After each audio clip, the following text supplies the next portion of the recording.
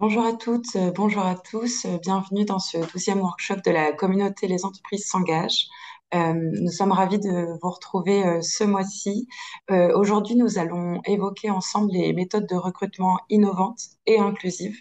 Comme d'habitude, vous découvrirez en une heure tous les dispositifs et tous les outils qui permettent à votre entreprise de faire évoluer ses pratiques de recrutement afin d'identifier de nouveaux talents, de nouveaux profils de candidats notamment. Vous découvrirez notamment plusieurs dispositifs qui sont portés par Pôle emploi, comme les job dating sportifs, mais aussi la méthode de recrutement par simulation ou encore la préparation opérationnelle à l'emploi. On vous présentera aussi les groupements d'employeurs pour l'insertion et la qualification, que certains d'entre vous connaissent peut-être déjà. Et nous finirons ensemble avec le campus de l'inclusion et les sujets de formation de vous et de vos équipes au sujet d'inclusion. Et on aura la chance d'avoir le retour d'expérience et le témoignage d'une entreprise engagée, Boulanger, qui s'est engagée pour former l'ensemble de ses équipes à ces sujets. Sans plus attendre, pour introduire ce workshop, je vais céder la parole à Sylvain Raymond, qui est directeur général de la communauté Les entreprises s'engagent. Bienvenue Sylvain. Merci Sigrid, bonjour à toutes et bonjour à tous. Ravi de pouvoir introduire ce nouveau workshop qui sera une nouvelle fois dédié, comme l'évoquait Sigrid, au recrutement plus inclusif, aux méthodes de recrutement plus innovantes. Vous le savez, les entreprises, mieux que nous, ont des besoins de recrutement croissants. Notamment, on se rapproche du plein emploi, c'est normal. Ce sont les candidats maintenant qui se font désirer, comme vous le savez, comme vous le vivez. Ces candidats qu'il faut aller chercher, qu'il faut séduire. Et ce sera encore plus le cas demain, puisque justement, plus on se rapproche de ce plein emploi, plus les efforts des entreprises sont importants.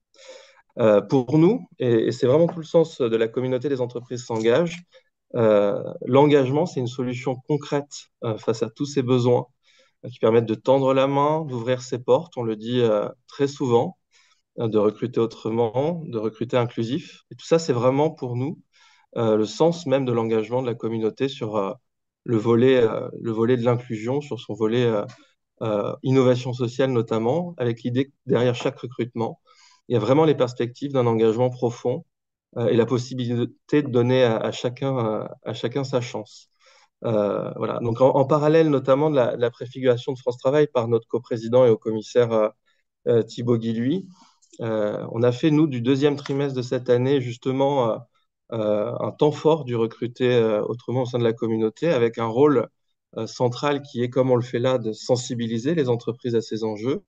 Il y a déjà, et au niveau des clubs départementaux, les entreprises s'engagent aussi des formats qui nous permettent de le faire. Je pense notamment pour celles et ceux d'entre vous qui ont pu assister à cette pièce, à la pièce de théâtre Un employé nommé Désir. C'est l'opportunité de vous permettre de tester des dispositifs, et notamment ceux qui seront présentés aujourd'hui. Et puis, bien sûr, concrètement, de pouvoir recruter autrement à travers des formats originaux, innovants, comme c'est évoqué. Je pense notamment au Recrute ton boss, je pense au Stade vers l'emploi, je pense au tram de l'emploi qu'on a pu inaugurer hier encore à Toulouse, à travers aussi des nouveaux, on va dire, terrains, à savoir le sport notamment, qui peut être très vertueux sur ces enjeux de sourcing notamment des talents, à travers des méthodes adaptées à l'époque, je pense notamment à la MRS qui sera présentée ici, à travers des accompagnements directs aussi en amont, qui consistent à former, à accompagner. On va parler, je crois, de préparation opérationnelle à l'emploi. Je pense au mentorat, à l'immersion dont on avait parlé la dernière fois également. Donc nous, on est là à la fois pour sensibiliser, vous permettre de tester ces dispositifs, mais aussi accompagner les entreprises à aller au-delà du recrutement. Je pense que c'est vraiment le prochain défi qui naturellement va s'imposer à nous. C'est une fois qu'on a recruté ces talents, notamment issus de la diversité, il faudra les manager autrement. C'est celui de la fidélisation également. Et encore sur ces points précisément, on est convaincu que l'engagement est la clé. Donc s'engager pour fidéliser, s'engager pour recruter, mais aussi s'engager pour apprendre à manager autrement sa diversité. C'est tout le sens notamment du campus de l'inclusion qui sera présenté aussi, je crois, lors de ce workshop. Voilà. Donc, on aura le plaisir, bien sûr, très prochainement de vous donner les clés aussi de se fidéliser, du fait de pouvoir fidéliser les talents au sein de l'entreprise, c'est un enjeu très fort pour nous, que ce soit sur des enjeux, encore une fois, de formation des managers, des dirigeants eux-mêmes, le management de la diversité ou même de transformation du monde du travail pour que votre entreprise reste attractive. Mais en attendant, du coup, je laisse en effet Sigrid et tous les intervenants, que je remercie encore une fois pour leur participation, vous donner les clés d'un recrutement plus inclusif et vraiment d'un recrutement qui rime résolument avec cette notion d'engagement qui nous est propre. Merci à vous et à très bientôt. Merci beaucoup, Sylvain, pour cette introduction. Alors, on va commencer tout de suite avec Pôle emploi, qui va nous présenter un premier dispositif qui s'appelle du Stade vers l'emploi, que certains d'entre vous connaissent peut-être déjà. Le Stade vers l'emploi, ce sont des job dating sportifs. En fait, ce sont des rencontres autour du sport entre des demandeurs d'emploi et des recruteurs, des entreprises qui ont des offres à pourvoir. Et il se trouve que ces job dating sportifs ont des résultats assez exceptionnels en termes de recrutement à la sortie. Et donc, sans plus attendre, nous allons inviter Hélène Hugon, qui est responsable d'équipe en agence Pôle emploi à Vitry-sur-Seine, qui a organisé une opération du Stade vers l'emploi avec notre club Les Entreprises s'engagent du Val-de-Marne et qui va revenir sur cette expérience et sur l'organisation de cette journée. Oui, bonjour à toutes et à tous. Donc, je voulais vous partager effectivement notre expérience dans le cadre du Stade vers l'emploi qu'on a mis en œuvre avec le Club des entreprises s'engage le 13 avril donc, sur Vitry-sur-Seine. Donc, juste pour faire un petit historique, donc c'est un événement qui est à l'initiative de la Fédération française d'athlétisme et de la Ligue des Hauts-de-France. Et cette opération a été lancée en 2019 en Île-de-France. Et comme vous le disiez si justement, l'idée, c'est vraiment d'articuler une journée sportive autour d'activités en lien avec un sport. Donc nous, sur Vitry, c'était le rugby et la lutte. Et l'après-midi, on est plus en format job dating. Donc, ce qui est intéressant, c'est que le matin, tous les participants sont en mode anonyme. Recruteurs et candidats viennent en tenue décontractée, tenue de sport, donc pour pouvoir participer aux ateliers. Donc, personne ne sait qui est qui. Bien sûr, les collaborateurs Pôle emploi participent également à ces ateliers. Ensuite, il y a un déjeuner convivial qui est organisé par la fédération pour tous les participants. Et l'après-midi, une introduction est donc réalisée par les responsables d'agence Pôle emploi pour pouvoir lever l'anonymat, dire quelles sont les entreprises présentes et lancer le fameux job dating. L'idée vraiment, c'est de pouvoir transposer les savoir-être et les compétences du milieu du sport vers le milieu professionnel. Donc nous, l'expérience qu'on a eue avec les entreprises qui étaient présentes, c'est vraiment de se dire, j'ai découvert des candidats autrement. Le matin, c'est vrai que tout le monde étant en mode décontracté, tout le monde est plutôt détendu et participe bien volontiers aux différents ateliers. Et du coup, ça permet de percevoir les candidats différemment. Et même pour les candidats, de percevoir l'entreprise aussi autrement et d'être peut-être moins stressé pour les entretiens de l'après-midi. Donc, on a vraiment eu des résultats très satisfaisants en termes de recrutement direct le jour même. Des personnes sont reparties avec des promesses d'embauche et la satisfaction était au rendez-vous tant côté employeur, recruteur, et tant côté candidat. Et c'est vraiment une journée très conviviale. Et c'est vrai qu'on a eu la chance d'être avec la fédération de rugby. Donc, tout le monde connaît un petit peu voilà, cet environnement assez particulier qui a fait que la journée était vraiment une belle réussite et très satisfaisante pour tout le monde. Voilà, donc j'étais peut-être un peu rapide dans ma présentation, mais en tout cas, s'il y a des questions, n'hésitez pas. Sachant que donc plusieurs pôles emploi vont organiser dans les mois qui viennent cet événement localement. Donc, si des recruteurs sont intéressés, n'hésitez pas à nous faire remonter ce souhait et on vous orientera vers le pôle emploi qui organise les prochains stades vers l'emploi, sachant qu'on en a un sur le mois de juin à Ivry-sur-Seine. entre autres. Et donc, voilà, chaque agence va se relayer sur les mois qui viennent pour porter ce bel événement. Justement, Hélène, j'ai deux questions sur le chat. D'une part, quel type de profil était présent lors de cette opération? Et la deuxième question, c'est concrètement comment pouvoir être au fait des différentes opérations du Stade vers l'emploi qui vont s'organiser par les différents pôles emploi un petit peu partout en France. Alors, c'est vrai que l'événement du Stade vers l'emploi a vraiment pour objectif de faciliter le recrutement sur des secteurs en tension. Donc, nous, sur Vitry-sur-Seine, effectivement, on avait tout type de secteurs d'activité de représentés, que ce soit l'aide à la personne, la restauration, le transport. Enfin, voilà, on était vraiment sur des secteurs très variés. Ensuite, nous communiquons nos événements autour de l'emploi, de la formation et des découvertes métiers sur un support qui s'appelle Mes événements emploi, qui est accessible à tous. Donc, on peut avoir accès à ce genre d'informations sur cette plateforme, donc Mes événements emploi. Euh, et je peux me faire le lien, bien entendu, au besoin, si des recruteurs sont intéressés, pour pouvoir orienter sur les prochaines agences qui organiseront le Stade vers l'emploi. Merci. Merci beaucoup. J'ai encore deux petites questions. Est-ce qu'il faut que les candidats soient inscrits à Pôle emploi, hein, donc les demandeurs d'emploi, et en moyenne, combien de participants vous avez par événement, que ce soit côté entreprise ou côté demandeur d'emploi? D'accord. Alors, il n'y a pas besoin d'être inscrit à Pôle emploi, puisque effectivement, le sourcing des candidats se fait de manière collégiale avec tous les partenaires de l'emploi. Donc, il n'y a pas d'obligation d'être inscrit à Pôle emploi, bien entendu. Il faut juste avoir connaissance de l'événement. Nous, sur Vitry, nous avions 13 entreprises de représenter le jour du Stade vers l'emploi et 80 candidats qui se sont présentés et qui ont participé à l'événement tout au long de la journée. Merci beaucoup. Continuez. Enfin, on va passer aux présentations des autres dispositifs, mais n'hésitez pas à poser toutes vos questions sur le chat pour qu'on puisse continuer à y répondre. Donc, on va désormais vous présenter euh, deux dispositifs qui sont aussi portés par Pôle emploi. Le premier, qui est la méthode de recrutement par simulation, qui vous permet d'identifier de nouveaux talents à partir de leurs compétences.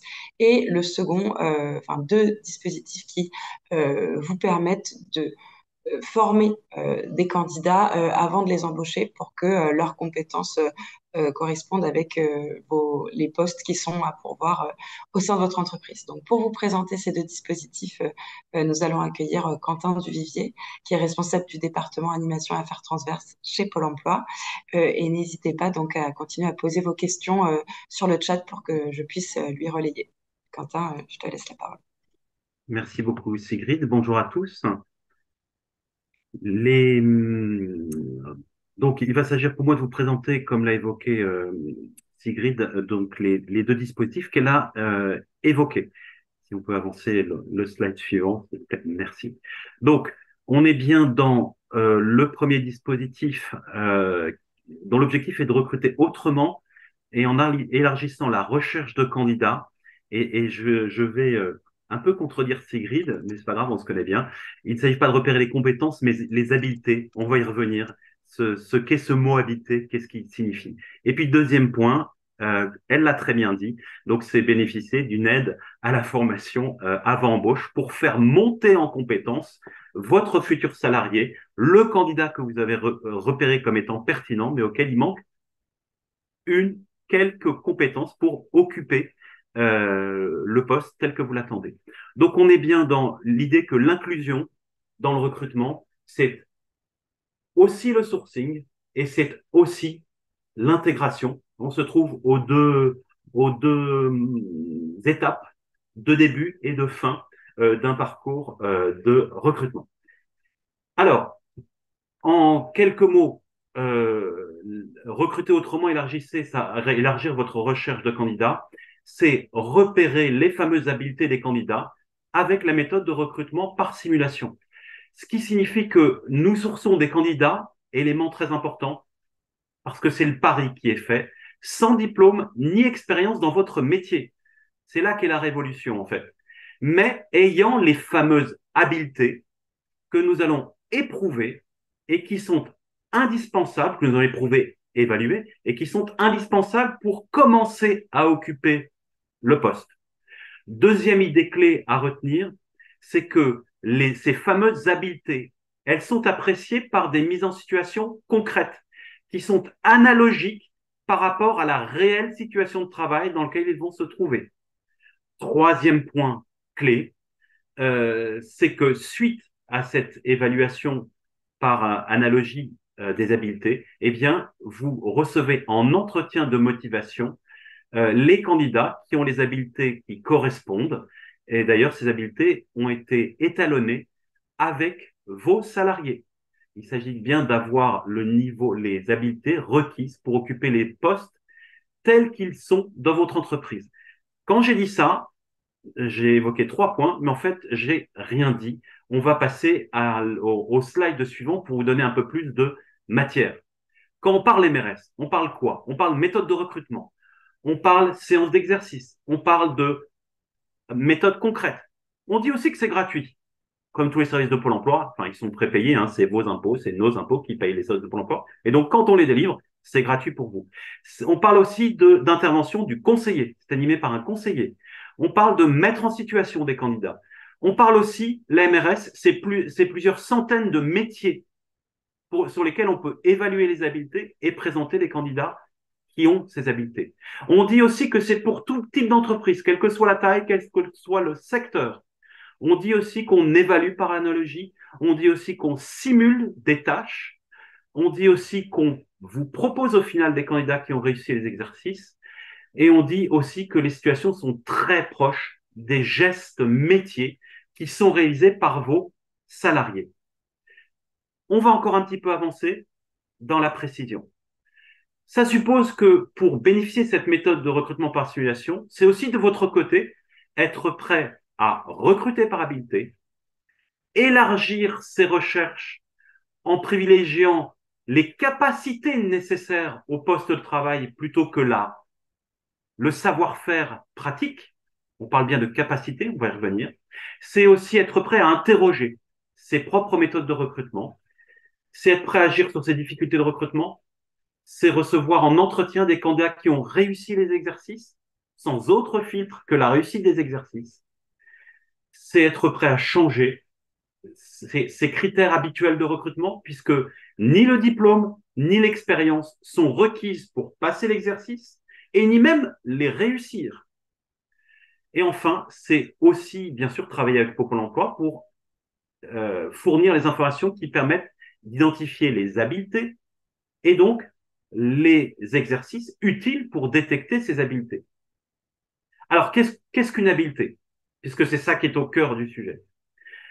Une compétence, en tout cas un poste de travail, passe par 3 dimensions, 3 composantes majeures. Un poste de travail, c'est d'abord des conditions, des contextes de travail. Un poste de travail aussi, c'est des connaissances nécessaires, qu'on appelle habituellement des compétences, des savoirs, des savoir-faire et des savoir-être. Et les habiletés, c'est quoi? Eh bien, les habiletés, c'est des caractéristiques développées au travers de sa propre éducation, de son expérience personnelle, qu'elle soit une expérience acquise au cours de la vie sociale, familiale ou professionnelle. Les habiletés, c'est quoi? C'est aussi un potentiel qu'a une personne, un candidat en l'occurrence, à exercer, et c'est bien un potentiel et non pas une expérience, à exercer des activités. Et ce potentiel, il ne sait pas toujours qu'il le détient. Et enfin, des habiletés, c'est des choses qui sont transférables d'une situation professionnelle ou non vers une autre situation, et pour ce qui nous intéresse ici, professionnelle. Ces habiletés, c'est quoi? En fait, très étrangement, elles sont en nombre limité. Il y en a 17 au total, mais elles peuvent être combinées de façon à correspondre à des habiletés requises pour exercer plusieurs centaines de métiers différents. Je ne vais pas tous vous les énoncer, ça serait inutile. Mais en tout cas, je vais m'arrêter sur quelques-unes pour voir la diversité des habiletés. Une habileté, par exemple, prenons la première, ça peut être l'habileté à recueillir ou analyser des données. Mais ça peut être aussi une habileté qui est moins technique, qui a plus à voir avec un savoir-être. Prenons à l'habileté travailler sous tension.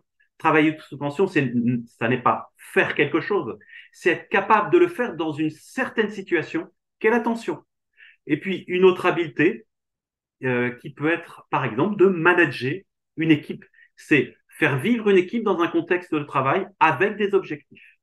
Donc voilà, autour de ces 17 habiletés qui vont être repérées dans votre poste de travail comme étant essentielles pour le tenir, eh bien, nous allons construire des exercices qui vont permettre de détecter si la personne a ces fameuses habiletés qui peuvent lui permettre ensuite d'exercer sur le poste de travail tel que vous l'attendez. Alors, pour être encore plus concret, je vais vous présenter deux exemples. Un exemple qui est celui d'un recrutement d'opérateurs d'usinage à commande numérique. Ça s'est fait, vous avez les 4 entreprises, il y en a bien d'autres, dans des industries très diversifiées.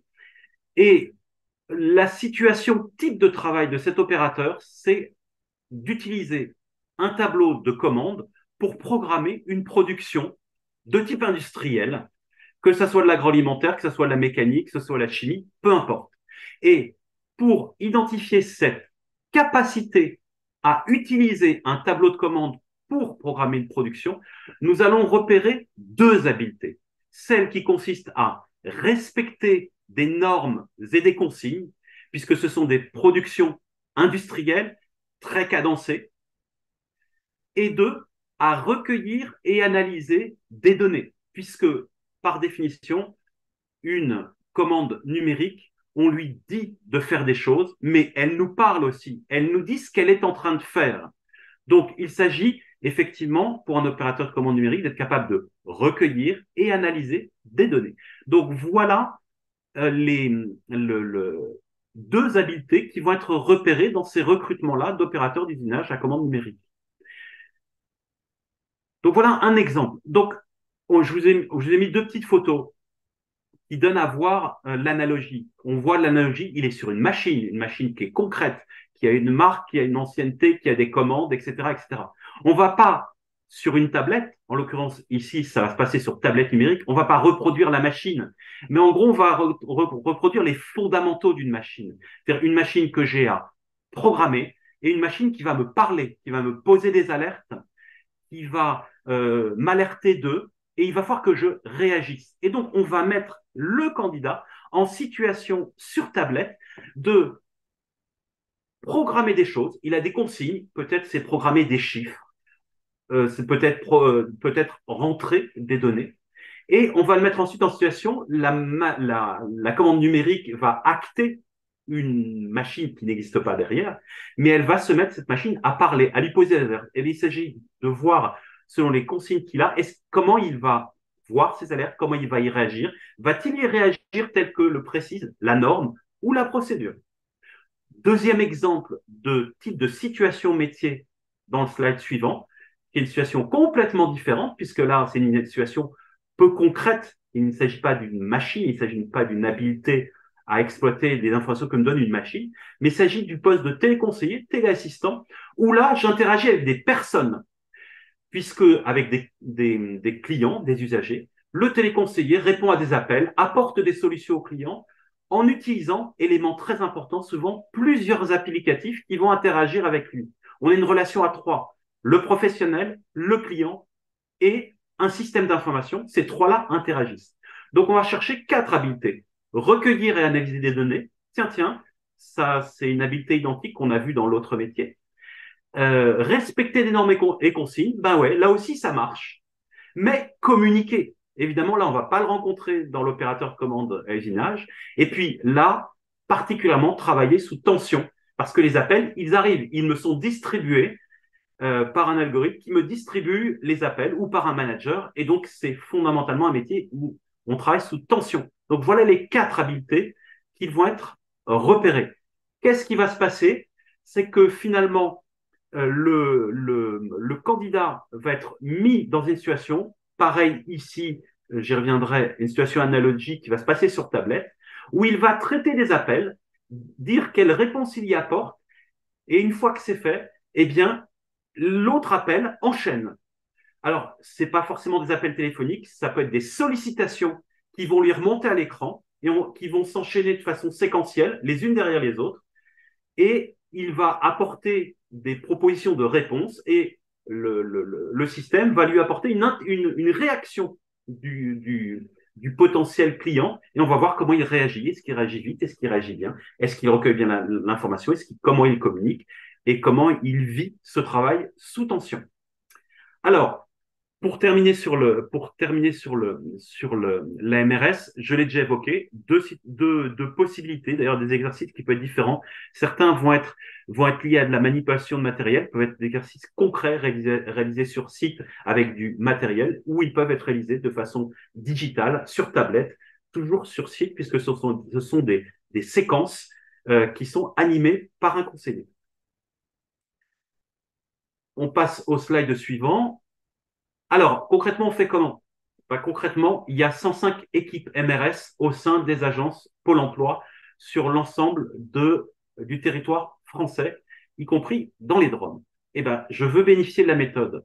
Qu'est-ce que je fais? Je contacte mon agence Pôle emploi. Si je la connais, j'ai la ligne directe. Si je la connais pas, je fais le 3995 et ils me mettront en contact avec l'équipe de méthode recrutement par simulation du territoire. Que va faire l'équipe avec moi, recruteur? Elle va me présenter la séance qui correspond à mon poste à pourvoir.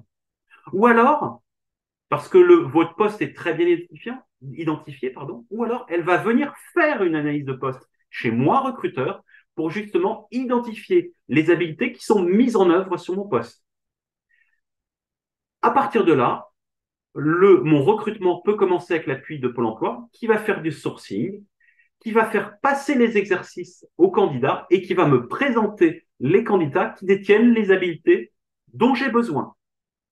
On peut enchaîner après, ça fait une très, très bon enchaînement, on peut enchaîner après, si nécessaire, après ce recrutement par simulation, par la mise en œuvre de formations, de petites formations, dont on va parler juste après, c'est le deuxième dispositif, qui peuvent permettre d'apporter, cette fois-ci, la personne a bien les habiletés pour occuper le poste, mais il peut manquer quelques compétences concrètes.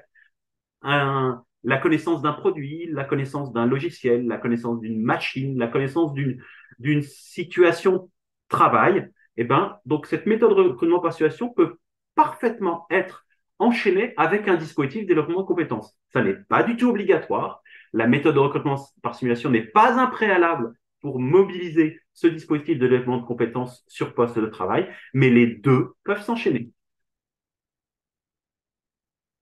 Est-ce que vous avez des questions, Sigrid? Y a-t-il des questions, des remarques auxquelles je peux répondre? Oui, tout à fait. Merci Quentin. Il y a quelques questions. Donc, plusieurs questions sur les métiers qui peuvent être concernés, mais ça, je pense que on y a à peu près répondu. Par exemple, on a des personnes qui nous demandaient si les métiers du sport et de l'animation ou les métiers du tertiaire pouvaient être concernés. Oui. Et une autre question sur le taux de rétention. Est-ce que on a déjà évalué le taux de rétention en entreprise de salariés qui auraient été embauchés par ce Oui, biais-là? oui. Alors, sachez que pour des candidats évalués positivement, donc qui ont les habiletés requises, on est quasiment à 50%, exactement 47% des candidats évalués positivement sont effectivement recrutés. Deuxième chiffre, qui est celui qui est évoqué, c'est le fait que 87% des candidats recrutés par la méthode par MRS, 6 mois plus tard, sont toujours en poste, ce qui est à peu près 20 points de plus qu'un recrutement traditionnel sur des métiers en difficulté de recrutement. Donc, il y a un vrai gain, c'est diversifier les profils, mais deuxième gain, c'est que les personnes opèrent une transition professionnelle. Hein. Ce qu'il faut savoir, c'est que 80% des personnes qui sont recrutées viennent d'un métier différent de celle qu'elles occupent. Et c'est que, effectivement, par la valorisation qu'opère cette méthode de leurs propres habiletés des personnes, elles sont impliquées dès le processus de présélection dans le poste. Elles en ont une connaissance très précise. Elles ne découvrent pas finalement le poste et ce qui est attendu au moment où elles prennent le poste. Mais dès la mise en œuvre des sessions de la méthode de recrutement par simulation, elles sont déjà dans l'univers parce que c'est un univers analogique. Donc, des personnes qui disent, ben non, je ne suis pas intéressé, hein, puisqu'elles sont reçues d'abord en réunion collective pour leur présenter le poste et la méthode, très vite, elles s'en rendent compte dans les quelques heures que prend la mise en œuvre de cette simulation, elles comprennent très vite si finalement ça leur correspond ou pas, et si ça ne leur correspond pas, quel que soit le résultat, elles ne sont pas présentées, bien évidemment, à l'entreprise. Merci beaucoup. Je précise, pardon, Sigrid, on l'a fait, y compris la méthode de recrutement par simulation, y compris pour des profils commerciaux, des profils tertiaires, mais aussi des profils commerciaux. Et on sait très bien que les commerciaux, c'est rarement le diplôme qui fait le commercial. C'est justement cette substance de l'habileté qui est souvent le vecteur. Mais aussi pour du management de premier niveau, hein, de l'encadrement, des responsables d'équipe, des managers de proximité. La méthode a été mise en œuvre et elle fonctionne très bien. Super. Alors peut-être une question très rapide pour qu'on passe à la suite et qu'on puisse tenir les délais. On avait une question sur le délai moyen. Quel est le délai moyen entre la demande justement de l'entreprise qui souhaite mettre en œuvre une méthode de recrutement par simulation et la mise en place effective de la MRS? Alors, ça dépend de vous, recruteurs, et ça dépend de nous. Alors, la méthode existe depuis 20 ans. C'est pour ça qu'on a plusieurs centaines de métiers qu'on sait évaluer. Donc, on sait mettre très rapidement en œuvre les exercices. En général, le processus prend un mois de mise en œuvre entre le moment où vous exprimez le besoin, le moment où il y a la visite éventuelle en entreprise pour, dans certains cas, observer le poste de travail, construction des exercices, euh, programmation avec vous des réunions d'information collective avec les candidats pour leur présenter le poste. Et là, vous êtes là et c'est très important parce que ça permet d'incarner le recrutement. Et ensuite, la passation des exercices. À chaque fois, les personnes participent sur une seule demi-journée ou une seule journée. Hein. Ils ne reviennent pas plusieurs fois. Donc, il peut y avoir besoin, en fonction du nombre de profils requis, d'organiser plusieurs sessions. 2, 3, 4, 5 sessions, puisque ce n'est pas 30 personnes qui sont présentes à chaque fois, c'est une petite dizaine maximum qui sont présentes lors des sessions. Super. Bon, bah, je pense que n'hésitez pas à continuer à poser vos questions dans le chat et on peut peut-être passer à la deuxième présentation. Tout à fait. Sujet que j'ai déjà évoqué, c'est donc le fait de bénéficier d'une aide à la formation préalable à l'embauche. Quelques idées clés, c'est bien de faire monter en compétence votre candidat en l'adaptant à votre poste de travail, sur votre poste de travail. Et c'est bien là qu'est l'intuition, c'est que pour former quelqu'un pour occuper un poste de travail, rien ne vaut de le former sur le poste de travail, et c'est là qu'on vous aide. C'est un maximum de 400 heures de formation, ça peut être moins et ça peut être légèrement plus, puisqu'il va y avoir quelques dérogations pour certains métiers, et qui sont financés à hauteur de 8 euros net par heure de formation. Comment ça se passe? C'est une convention établie pour chaque candidat une convention de formation hein, qui est établie entre Pôle emploi et votre entreprise. Cette convention s'établit en ligne et sachez que dans certains cas, peuvent être aussi mobilisés dans la mise en œuvre de ce dispositif, notamment lorsqu'on pense à des entreprises qui ne sont pas pourvues de capacité RH à construire un plan de formation, à conduire un plan de formation. Ce dispositif peut être complété par un autre qui permet de vous mettre à disposition un formateur professionnel qui va construire avec vous le parcours de formation et être à vos côtés pour être sûr qu'il se déroule tel que prévu. On va entrer dans les éléments de détail de cette formation. Alors, cette formation préalable, ce financement de formation préalable à l'embauche peut être financé pour toute entreprise. C'est-à-dire, vous ne trouvez pas de candidat immédiatement opérationnel, vous avez des difficultés à pourvoir vos postes, 3 ou 4 mois maximum suffisent pour adapter le candidat à un poste. Vous êtes employeur du secteur privé, public, marchand, non marchand, et vous êtes à jour de votre contribution d'assurance chômage. C'est les seules conditions. D'accord? Ensuite, deuxième slide, j'entrerai pas dans le détail, mais sachez qu'il existe 2 dispositifs. C'est l'histoire qui veut ça, mais ils visent la même chose. qu'on appelle la préparation opérationnelle à l'emploi individuel et ce qu'on appelle l'action de formation préalable au recrutement. Je ne vous fais pas entrer dans nos complexités, c'est pas nécessaire. Dans tous les cas, le dispositif vise la même chose, former le candidat au poste de travail afin qu'il acquiert les compétences minimum nécessaires pour commencer à occuper ce poste.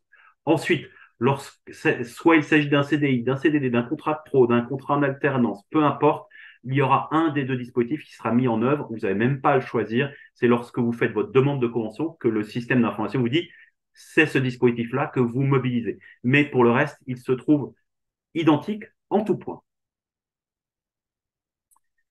Identique en tout point, ça veut dire que l'un ou l'autre, soit la formation se passe en interne dans l'entreprise, auquel cas il y a un financement à hauteur de 5 euros par heure de formation nette, soit la formation se passe en externe et le financement est à hauteur de 8 euros net par heure de formation. Et bien évidemment, le parcours peut être composé des deux, hein, du temps en entreprise, du temps en organisme, le tout dans un maximum de 400 heures et le tout financé tel que vous l'avez sous les yeux. Le financement de formation, le versement de l'aide se fait à l'issue de la formation et au plus tôt le jour de l'embauche. L'aide est versée soit à l'employeur pour la partie réalisée en interne, soit à l'organisme de formation pour la partie réalisée en externe. Dans tous les cas, sachez que ça s'adosse effectivement à une promesse d'embauche. Le point de départ, c'est une promesse d'embauche. C'est-à-dire que si la personne satisfait au parcours de formation que vous avez monté avec votre conseiller, euh, normalement, sauf événement et qui peut arriver, vous embauchez cette personne-là. Maintenant, s'il y a un échec dans le parcours de formation, évidemment, vous n'êtes pas tenu de le recruter. Alors, comment faire sa demande? C'est simple, en ligne, 24-24, ou contactez votre conseiller ou contactez le 3995. Vous faites auprès de notre système d'information, auprès de votre conseiller que vous aurez en ligne, votre demande. D'ailleurs, votre demande vaut dépôt d'offre, puisqu'il y a dépôt d'offre. Cette offre est strictement réservée aux candidats que vous avez peut-être déjà identifiés, d'ailleurs, hein, puisque beaucoup d'entreprises viennent vers nous en disant j'ai trouvé un candidat, mais je trouve qu'il n'a pas les compétences, et donc j'aimerais le former. Bon, ben voilà, l'offre est passée, elle est réservée au candidat que vous avez trouvé. Ou si vous n'avez pas trouvé de candidat, le conseiller va pouvoir vous proposer des candidats que vous choisirez ensuite. Et celui que vous avez retenu, celui ou ceux d'ailleurs, vous le formerez. Quelle démarche, globalement, faut retenir? Élaborer un plan de formation, c'est-à-dire des objectifs pédagogiques et les compétences requises, un lieu de formation, des modalités pratiques de formation, tutorat, organisme de formation. Vous signez la convention avec Pôle emploi, le candidat signe la convention, c'est important, il est partie prenante de sa propre formation, donc avant le début de formation, et vous désignez un tuteur référent.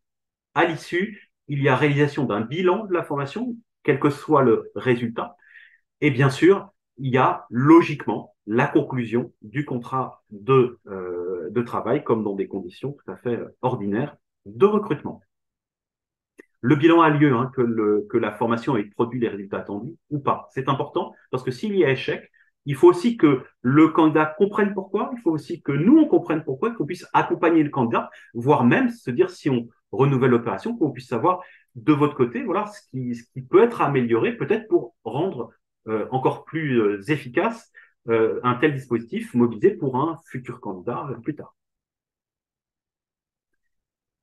Alors, imaginons que vous dites, ouais, mais alors, pour moi, ça va être un petit peu compliqué de mettre en œuvre ça parce que construire un plan de formation, définir les objectifs pédagogiques, définir les compétences, suivre la personne au poste de travail précisément, suivre le fait qu'elle suit bien la formation requise, faire le point avec elle pour réussir à différents moments réussir le parcours de formation, ben moi, je sais pas faire.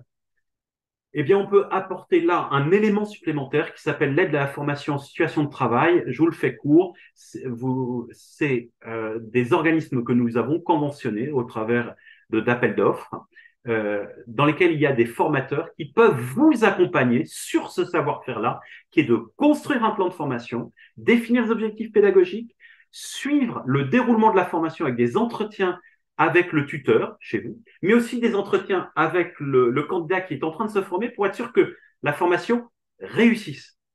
Donc, ce dispositif est complémentaire, vient outiller de façon supplémentaire la mise en œuvre du dispositif de formation préalable au recrutement. C'est vraiment de l'ingénierie de conduite, de construction et de conduite de la période de formation qui est mise à votre disposition au travers de ce formateur d'un organisme de formation. Il y a partout sur le territoire que nous avons conventionné pour vous accompagner dans la mise en œuvre de ces formations préalables à l'embauche.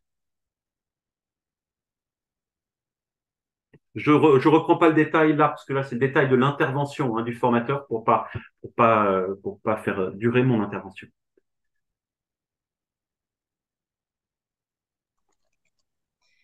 Merci beaucoup. Merci beaucoup, Quentin, pour ces présentations très complètes. On a encore quelques questions, mais on va vous répondre directement dans le chat parce qu'il faut qu'on avance pour entendre nos prochains intervenants. Donc, merci beaucoup, Quentin.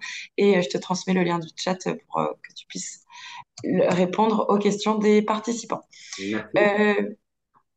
On continue. Donc, cette fois-ci, on va vous présenter ce que sont les GEC, les groupements d'employeurs pour l'insertion et la qualification. Et pour ça, nous allons accueillir Adeline Letur, qui est responsable du pôle relations publiques et appui au réseau au sein de la Fédération française des GEC, et qui va vous préciser ce qu'est un GEC et comment vous, en tant qu'entreprise, vous pouvez faire appel à un GEC pour recruter.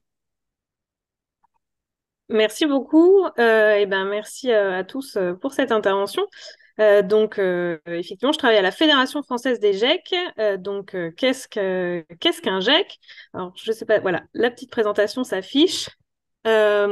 Donc d'abord, pour vous donner un peu un état des lieux de qui on est, les GEC aujourd'hui, c'est plus de 200 associations d'entreprises qui sont situées partout en France et en Outre-mer et qui interviennent majoritairement sur des secteurs d'activité. Donc vous voyez les secteurs qui s'affichent: bâtiment, industrie, aide à domicile, propreté, agriculture, logistique.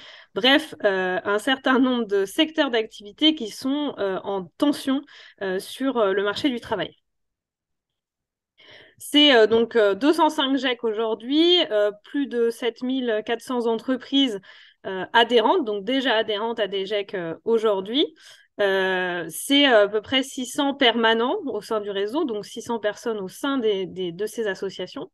Et c'est plus de 14 000 personnes qui sont accompagnées chaque année pour retourner à l'emploi et aller vers l'emploi au sein des entreprises.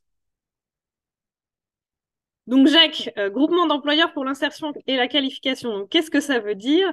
Derrière ça, en fait, groupement d'employeurs, donc ce sont des associations d'entreprises, ce sont des associations qui sont créées, dirigées, pilotées par des entreprises qui y adhèrent. Donc ce sont vraiment les entreprises qui sont au cœur de la création de ces groupements.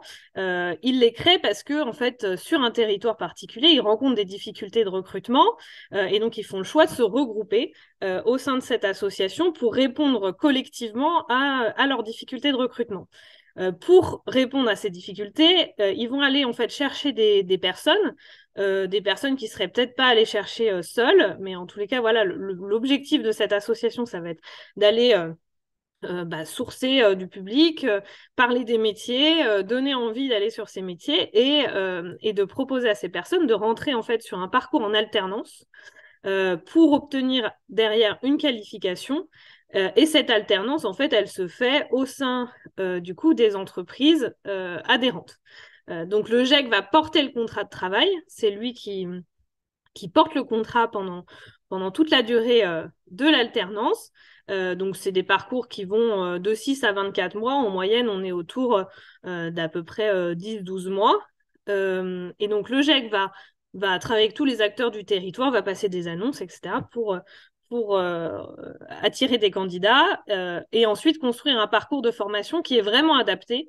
Et c'est aussi l'enjeu du GEC, adapter le parcours de formation aux besoins de l'entreprise et au niveau du candidat.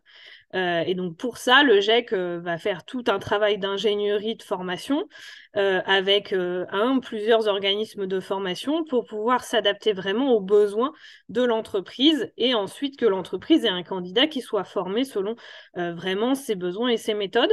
Et donc ensuite, la personne va alterner du coup entre tant de formation en entreprise où du coup il va dans l'entreprise adhérente et tant de formation soit au sein d'un organisme de formation, soit potentiellement au sein de l'entreprise directement en fonction des possibilités et des modalités de formation. Et le travail du GIEC aussi, c'est de faire tout un travail d'accompagnement, puisqu'on reste sur un dispositif d'insertion, donc sur des publics qui sont voilà, éloignés du marché du travail, qui peuvent avoir rencontré des difficultés personnelles, professionnelles au cours de leur carrière, qui peuvent ne pas avoir de qualification aussi également, avoir enchaîné plusieurs petits boulots, être au chômage depuis un certain temps. Et donc, l'objectif du GIEC, ça va vraiment être d'accompagner ces personnes et d'accompagner l'entreprise à l'insertion. Et donc, le GIEC a un accompagnement social, donc peut accompagner le candidat sur toutes les difficultés, logement, mobilité, etc. Donc, travailler avec aussi les partenaires du territoire pour résoudre ces difficultés et travailler avec l'entreprise sur les aspects plus professionnels. Voilà, le positionnement en entreprise, est-ce que tout se passe bien au moment de la formation. Voilà, le GIEC fait aussi le point pour s'assurer qu'à ce niveau-là, tout va bien. Et donc, effectivement, c'est un peu cet accompagnement et c'est aussi ce lien direct à l'entreprise qui fait un peu les clés de la réussite du GIEC. Donc, il y a un double tutorat qui se met en place, un tuteur au sein de l'entreprise adhérente, un tuteur au sein du GIEC pour favoriser l'insertion et l'accompagnement. Si on donne quelques chiffres aujourd'hui, le GIEC, c'est 70% de sorties en emploi, c'est 56% de sorties après le dispositif en CDD de plus de 6 mois ou en CDI.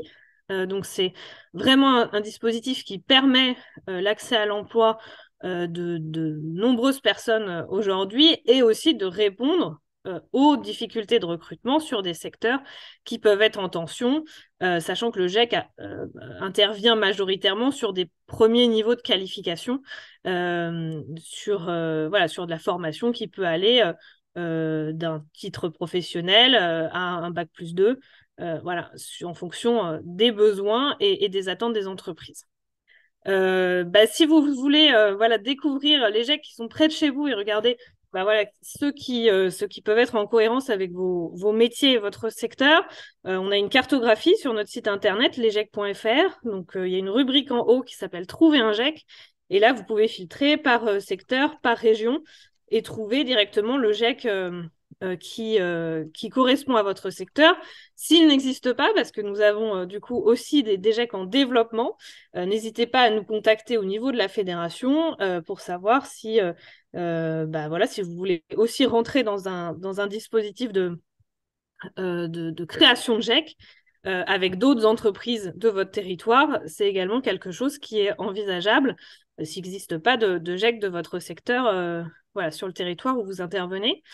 Et ce que je voulais rajouter, c'est que le GIEC, c'est pour l'entreprise un moyen de recruter un salarié qui est formé selon ses besoins.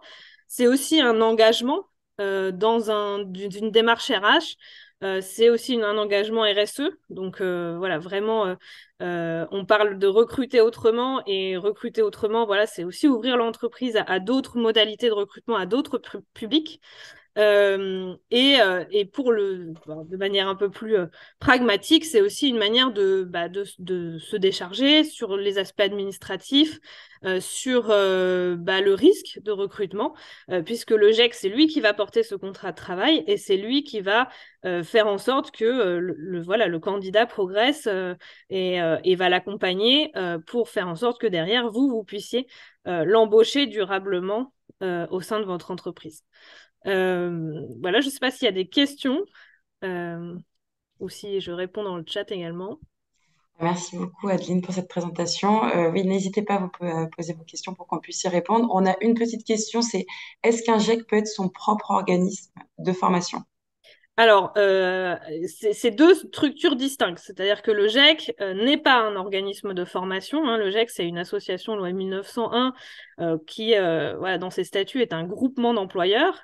voilà, qui a une vocation particulière, celle d'insérer et de qualifier des personnes éloignées de l'emploi. Le GEC travaille avec un certain nombre d'organismes de formation sur son territoire.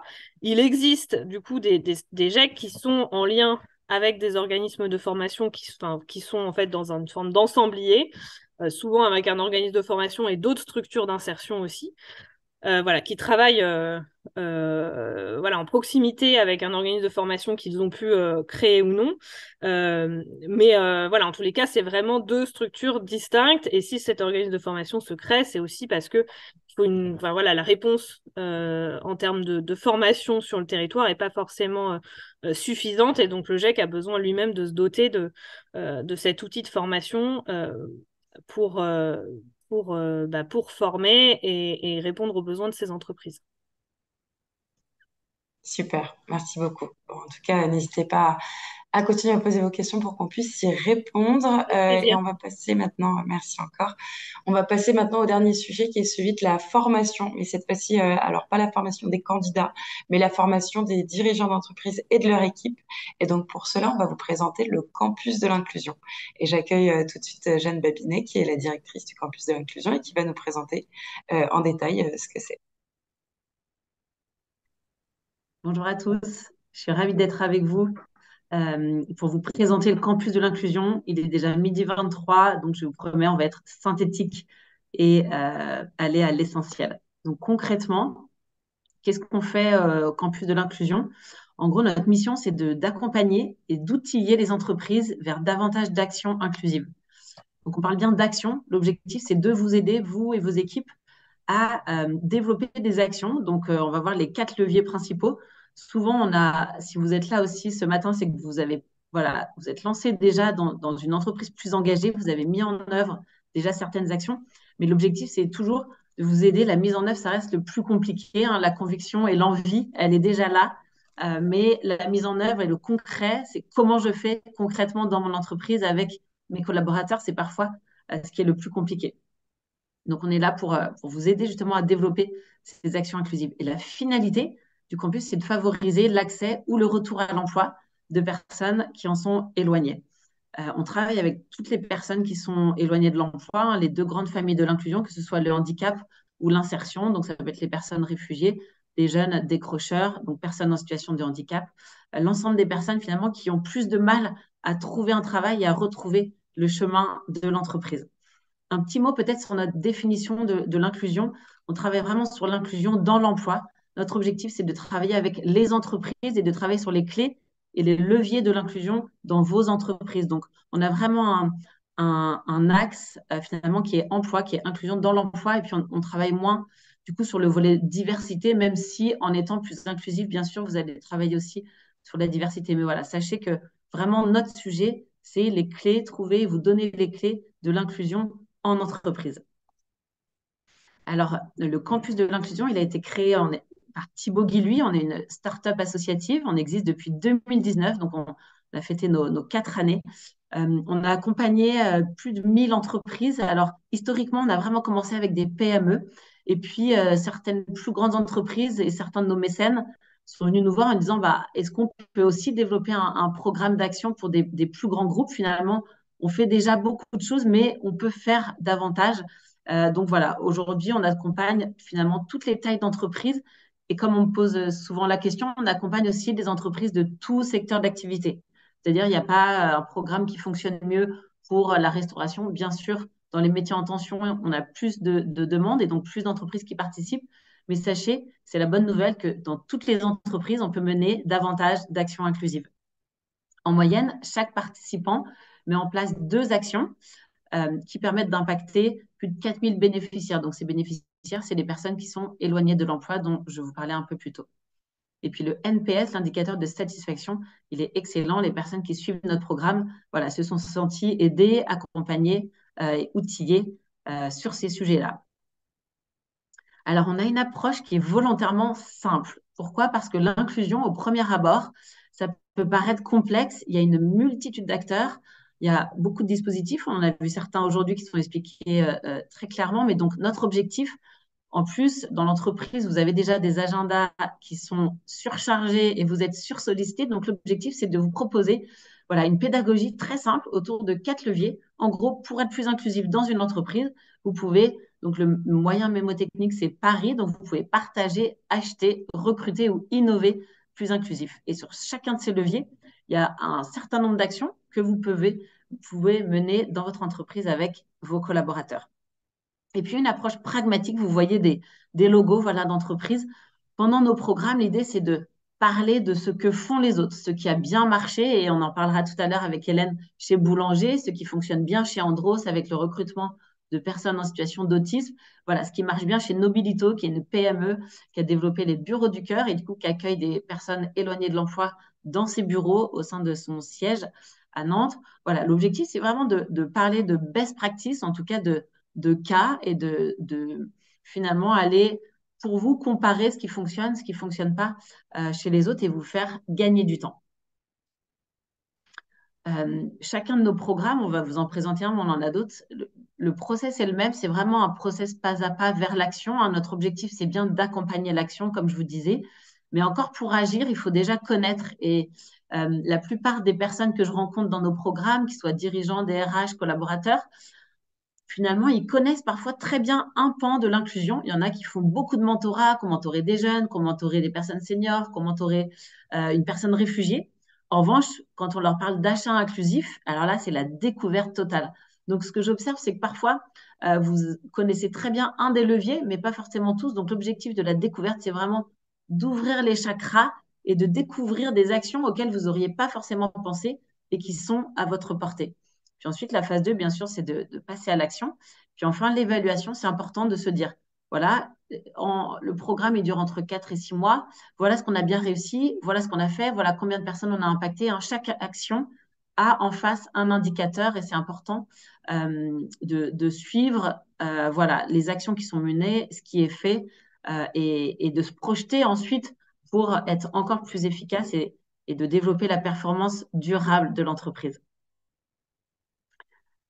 Chaque programme, on fait venir des intervenants d'excellence. Pourquoi? Parce que c'est important finalement de montrer qu'il y a des personnes qui sont à la fois dirigeants d'entreprise, qui ont les mêmes objectifs business, qui ont les mêmes stress, qui ont des sujets dans tous les sens, qui vivent finalement le même quotidien de l'entreprise pressurisant qu'on peut connaître et qui réussissent à avoir à la fois une entreprise performante et une entreprise inclusive. Et on a besoin du coup de ces témoins donc, ça peut être Jean-Jacques Salin qui a développé un programme d'insertion des jeunes en très grande précarité pour le groupe Inditech. Ça peut être Jean-François Dufresne, je vous en parlais tout à l'heure sur les personnes autistes. Voilà, c'est des entreprises et des dirigeants qui viennent partager leur expérience et pourquoi ils l'ont fait et ce qu'ils ont réussi à mener, ce qui a été parfois plus compliqué.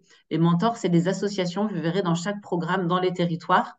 On ne va pas travailler avec les mêmes personnes si on est à Bayonne, à Marseille ou à Lille. Donc, l'inclusion, c'est du local. Donc, chaque programme est sur mesure quelque part et travaillé en fonction des acteurs du territoire. Je vais aller assez vite. Le programme Leader, c'est le programme qu'on a développé donc avec Boulanger et Hélène va vous en dire un peu plus. Concrètement, il y a 4 rencontres, un mix de présentiel et de distanciel avec du contenu, du passage à l'action et de l'évaluation. Voilà, pour terminer, sur chacun des leviers, l'idée, c'est de voir les opportunités d'action. Donc, je peux acheter de l'événementiel, du marketing com, de la logistique. Sur le partage, je peux partager mes locaux, mon temps, le produit, le matériel. Le message ici, c'est vraiment de vous dire, en fonction de votre entreprise et de votre secteur d'activité et de votre géographie, vous allez mettre en place des actions qui sont sur mesure pour vous et qui conviendront à la fois du coup à votre maturité et puis aussi à votre secteur d'activité. Et puis, je m'arrête là, il est déjà 12h30. Je vais passer la parole à Hélène, mais peut-être en passant par Sigrid. Merci à tous. Merci beaucoup, Jeanne, pour cette présentation. En effet, n'hésitez pas si vous avez des questions pour qu'on puisse vous répondre soit directement à l'oral ou sur le chat.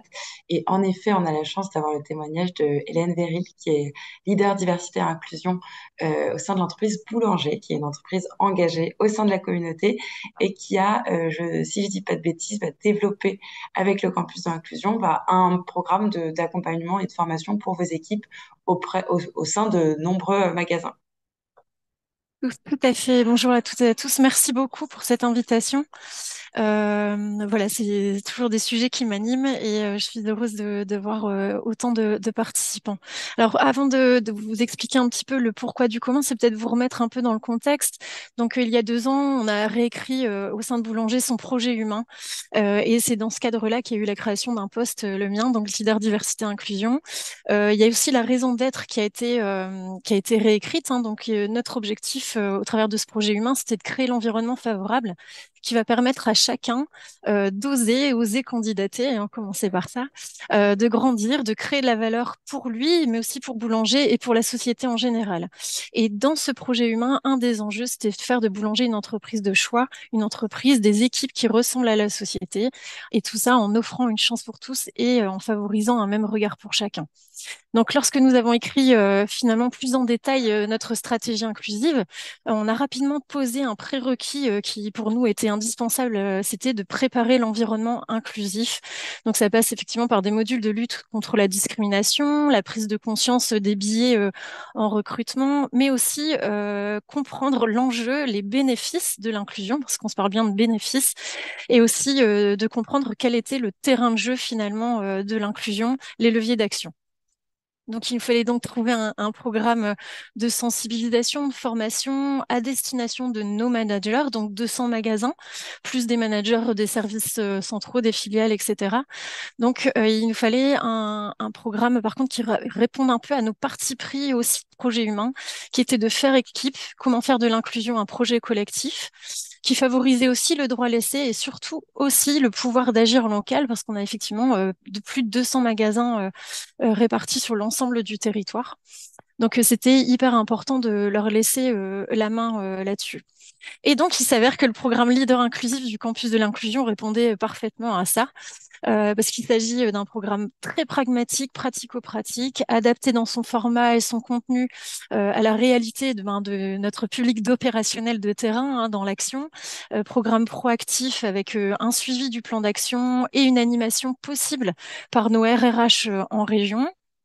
Donc, on met aussi en responsabilité les dirigeants régionaux.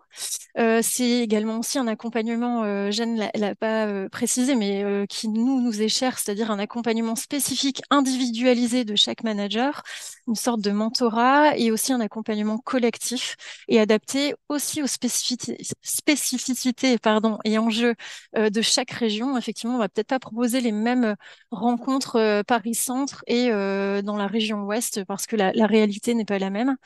Et c'est également un programme agile et en mode collaboratif, c'est-à-dire que à mon niveau en tant que leader et au niveau national, on peut proposer des contenus, des partenaires et des intervenants vraiment en lien avec nos enjeux et notamment on a un engagement fort auprès de la communauté sourde et des jeunes décrocheurs et donc on travaille ensemble sur la présentation des partenaires.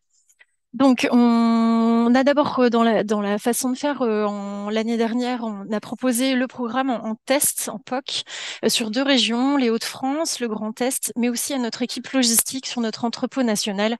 Et donc, les retours ont été unanimes. Et surtout, on a pu voir déjà énormément et très rapidement beaucoup de bénéfices. Celui d'enrichissement de notre capital humain, en fait, au travers de l'accompagnement du campus de l'inclusion, on s'aperçoit qu'on arrive à aller détecter et rencontrer de nouveaux talents qui vont enrichir vraiment nos équipes et qui vont être source d'innovation et de performance. On s'aperçoit aussi que c'est un programme qui fédère les équipes parce que chaque directeur de magasin embarque son équipe et là on le voit concrètement, rien que sur nous NPS collaborateurs, on voit une augmentation en fait de ce NPS. Ça nous permet de nous ancrer aussi localement ou de s'associer avec l'ensemble des parties prenantes et de nouer des collaborations en win-win. Voilà, et plus être juste sur du mécénat, par exemple, où voilà, on est vraiment sur de la construction et de la collaboration en local. Bien sûr, il y a un impact pour l'égalité des chances, en accueillant, en ouvrant nos portes, mais aussi en allant vers et en apprenant à rencontrer les gens plus que de les recruter.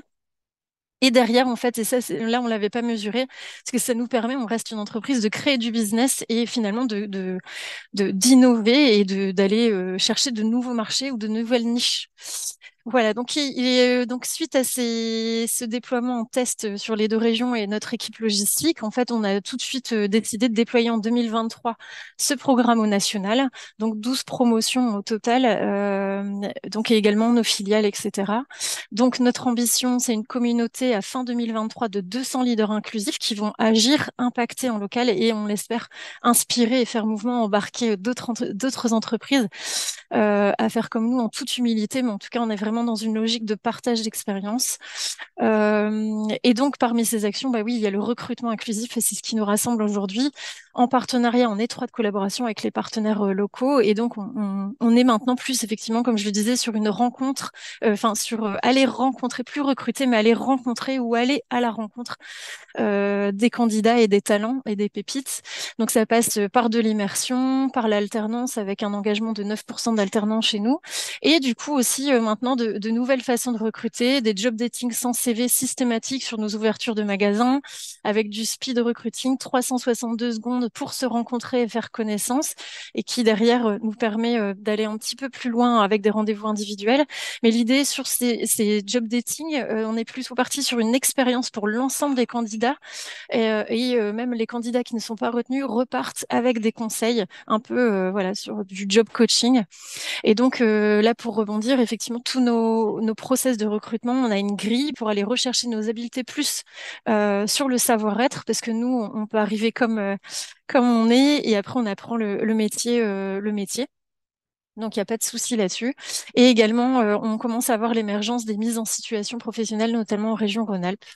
Voilà, donc d'autres, voilà, ben, qui dit campus de l'inclusion dit derrière innovation, et on est déjà effectivement en réflexion sur comment manager autrement et comment permettre à ces candidats qui rejoignent nos équipes, leur permettre de faire parcours, mais aussi d'obtenir des diplômes. Donc on est là en train de créer, nous, ouais, de la formation certifiante. Comme ça, si jamais malheureusement ces candidats quittent Boulanger, ils restent employables. Voilà. Ah, je vous en... Ah, pardon. Oui, je disais merci beaucoup, Hélène, pour J'ai ce essayé de faire témoignage très synthétique, hein, inspirant. C'était très synthétique et je pense que c'était très inspirant pour tout le monde. J'espère que cela inspirera d'autres entreprises à se lancer dans cette démarche. Et on sait que Boulanger est une entreprise très engagée au sein de la communauté. Et Ouais. c'est d'ailleurs une Et je reste entreprise. vraiment à la disposition voilà, je reste à la disposition de n'importe qui, soit LinkedIn, mail. Vraiment, l'objectif, c'est de partager, de faire mouvement tous ensemble. Mais super, bah, on transmettra du coup vos coordonnées. Et comme je le disais, oui, Hum, Boulanger, qui est une entreprise très engagée, qui est d'ailleurs mécène de la communauté des entreprises s'engagent. Donc, ouais. on vous remercie pour votre Merci à vous. témoignage. Mais du coup, je vais en profiter pour conclure. Donc, avec quelques petites minutes de retard, j'en suis vraiment désolée. Je voulais remercier tous nos intervenants qui ont joué le jeu aujourd'hui, tous les participants et toutes les personnes qui étaient connectées avec nous, parce que je sais que vous êtes nombreux, comme d'habitude. Et donc, comme d'habitude, on vous transmettra bien sûr tous les éléments qui vous ont été présentés par mail. Vous pourrez aussi retrouver le replay sur notre chaîne YouTube d'ici quelques jours et je vous donne rendez-vous le mois prochain pour un workshop qui sera dédié cette fois-ci à l'insertion professionnelle des personnes réfugiées. Et en attendant, je vous souhaite une excellente journée. Au revoir.